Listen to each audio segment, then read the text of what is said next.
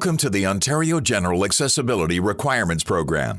In this program, you will learn about the Accessibility for Ontarians with Disabilities Act, AODA, the Integrated Accessibility Standards Regulations, IASR, General Requirements, and how all of this relates to the Ontario Human Rights Code, the Code.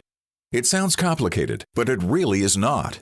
This short video program will explain everything to you. The program is divided into 4 sections: Introduction, Disability and Accessibility, Accessibility in the Workplace, Wrap-Up.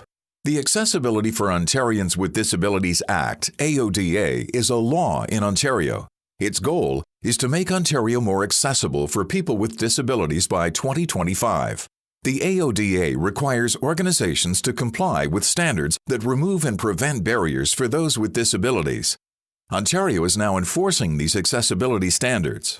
The first regulation under the AODA was the Customer Service Standard. The next 3 standards are part of the IASR: Information and Communication, Employment, and Transportation. There are general requirements for all, as well as specific requirements for each. Organizations must provide training to their employees and keep records of this training on general requirements via this course, as well as additional training specific to the duties of employees.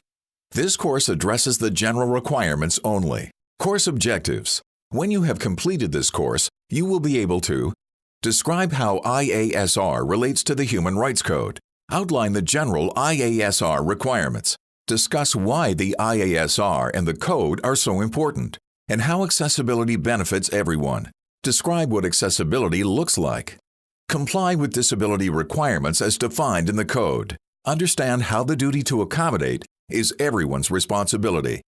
Organizations are required to have accessibility policies for the IASR requirements specific to their workplace.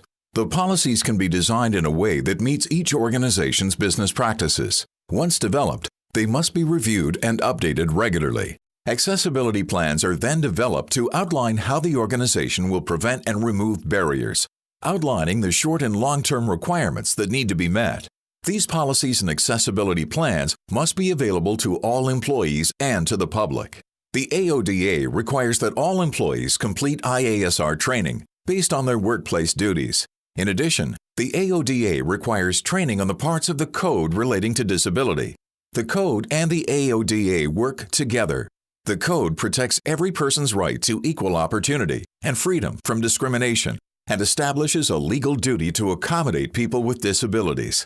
The Code states that people with disabilities have a right to equal treatment without discrimination in services, goods, and facilities, accommodation, contracts, employment, and membership in vocational associations. What this means is this: all organizations must comply with the Code pertaining to disability and also comply with the IASR accessibility requirements.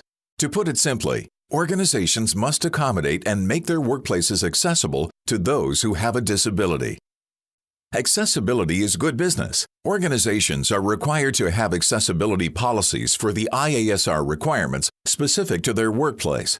The policies can be designed in a way that meets each organization's business practices. Once developed, they must be reviewed and updated regularly. By 2031, over 6 million people in Ontario will be either living with a disability or be 55 years of age or over for 40% of all income. As boomers age, it is expected that they will drive society to meet their needs and demands. This is a huge demographic that cannot be ignored. By learning how to serve people with disabilities, businesses may attract more customers, build customer loyalty, and improve their services for everyone. With the aging population, consumers are increasingly members of the disability community. Ontario businesses need to market to and develop products for people with disabilities in order to compete and succeed. But beyond being good for business, it's just the right thing to do. Accessibility benefits everyone, not only people with disabilities. It also benefits seniors, families traveling with young children, shoppers, visitors with luggage. Disability, accessibility, and accommodations. When you think of a person with a disability, what comes to mind first? A person in a wheelchair? A blind man with a cane or guide dog? It's not surprising if a visible disability comes to mind first, but many disabilities aren't quite so noticeable. For example, you might not notice that a person is deaf until you start speaking with her. Mental health disabilities, including depression and anxiety disorders, may not be visible even to friends or work colleagues. Definition of disability as set out by the Code. Disability should be interpreted in broad terms. The Code defines disability as follows. A. Any degree of physical disability, infirmity, malformation, or disfigurement that is caused by bodily injury, birth defect, or illness, and without limiting the generality of the foregoing, including diabetes mellitus, epilepsy, any degree of paralysis, amputation, lack of physical coordination, blindness or visual impediment, deafness or hearing impediment, muteness or speech impediment, or physical reliance on a guide dog or on a wheelchair or other remedial appliance or device, may include present and past conditions. B. A condition of mental retardation or impairment. C. A learning disability or a dysfunction in one or more of the processes involved in understanding or using symbols or spoken language. D. A mental disorder. Or E. An injury or disability for which benefits were claimed or received under the insurance plan established under the Workplace Safety and Insurance Act, 1997. This applies to all people who have or have had a disability. This applies as well if a person is believed to have or have had a disability. Barriers to accessibility are obstacles that make it difficult, sometimes impossible, for people with disabilities to do the things most of us take for granted, like going shopping, working, or taking public transit. When we think of barriers to accessibility, most of us think of physical barriers, like a person who uses a wheelchair not being able to enter a public building because there is no ramp. The fact is, there are many kinds of barriers. Some are visible, many are invisible. It is important to note that disability itself is not a barrier, but barriers exist that can exclude people with disabilities. These include physical barriers, information and communication barriers, systemic barriers, or attitudinal barriers. Barriers to accessibility prevent people with disabilities from fully taking part in the social and economic life of our communities. Examples of barriers: physical, providing steps but no ramps or elevators; information and communication, unclear language or print that's too small; systemic barriers, inflexible work hours that don't coordinate with paratransit bus schedules; attitude, ableism, seeing people with disabilities as less worthy. Barriers can be avoided simply through inclusive planning and design. Here are some examples of ways to prevent barriers. Physical, wide trails, wide ramps, accessible pedestrian signals at intersections; information and communication, plain language writing or large print option; systemic barriers, company-wide flexible work hours; attitude, respectful workplace culture. Here are a few scenarios. You decide if these are potential barriers. Could this be a barrier? An accounting firm operates 9 a.m. to 5 p.m. office hours. A rigid start-end time could pose a barrier to a person who needs to use a paratransit system if the schedules do not align. Fluorescent lights in workstations in an office building.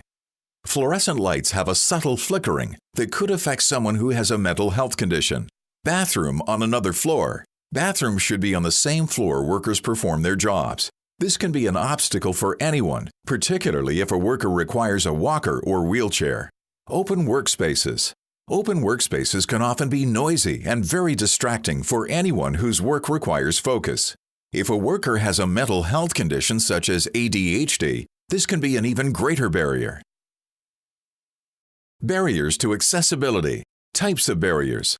Attitudinal. Barriers can discriminate against people with disabilities. Examples: thinking that people with disabilities are inferior; assuming that a person who has a speech impairment can't understand you; the attitude that a person with a disability should have to perform every last task of the job, regardless of how important, and should not have to rely on others to do their job. Information or communications barriers happen when a person can't easily understand information. Print is too small to read. Websites that can't be accessed by people who are not able to use a mouse.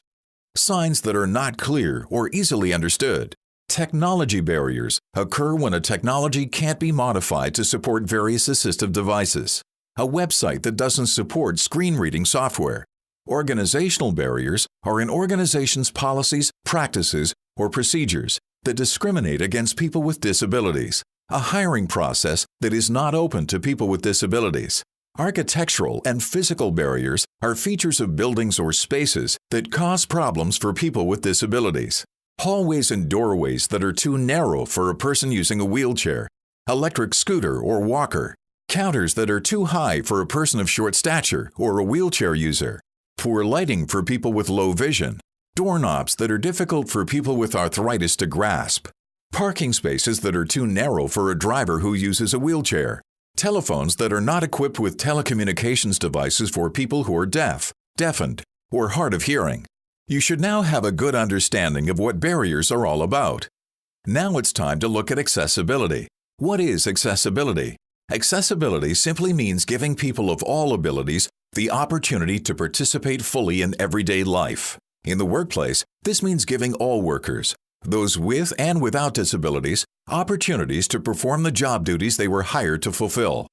People with disabilities require different forms of accommodation to remove barriers that keep them from participating fully in their workplace or community. As you have already learned, those with disabilities are frequently excluded by many kinds of barriers, physical, attitudinal, and systemic. Accommodating the individual needs of people with disabilities is a legal duty under the Human Rights Code. This allows people with disabilities to take part fully in the workplace with dignity. The accommodation process is a shared responsibility between the employee, the employer, and unions, if appropriate. In fact, it is everyone's responsibility to accommodate. The most appropriate accommodation is the one that best meets the individual needs of the person with a disability. There is no set formula for accommodation. Some accommodations can benefit many people as well. Accommodation examples: physical accommodations, headphones to reduce noise, lamp at workstation instead of fluorescent lights which cause flickering, allowing a tape recorder for meetings or when being given instructions, voice input or voice recognition aids, voice synthesizer, TTY phone service, computer screen magnifiers, quiet workspaces, work-style accommodations, larger tasks divided into smaller tasks, flexible hours or work-from-home arrangements, modified or individualized training, modified job duties or job sharing, written instructions, self-paced workload, frequent breaks, alternative methods of communication, phone, tape recorder, email, verbal, etc.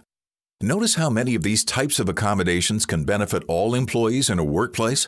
Accommodation in employment. Accommodation must be provided in a way that most respects the dignity of the person, as long as it does not create undue hardship for the organization.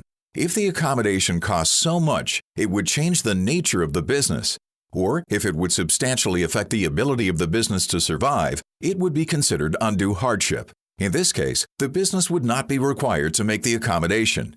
However, it would still have to look at less expensive alternatives. It is every employee's responsibility to treat their coworkers, supervisors, clients, and members of the public with respect.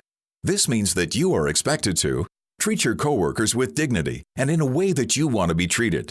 Hold each other accountable for any discriminatory or disrespectful behavior. When required, report observations or concerns to your manager or any member of human resources immediately so that the proper course of action can be taken.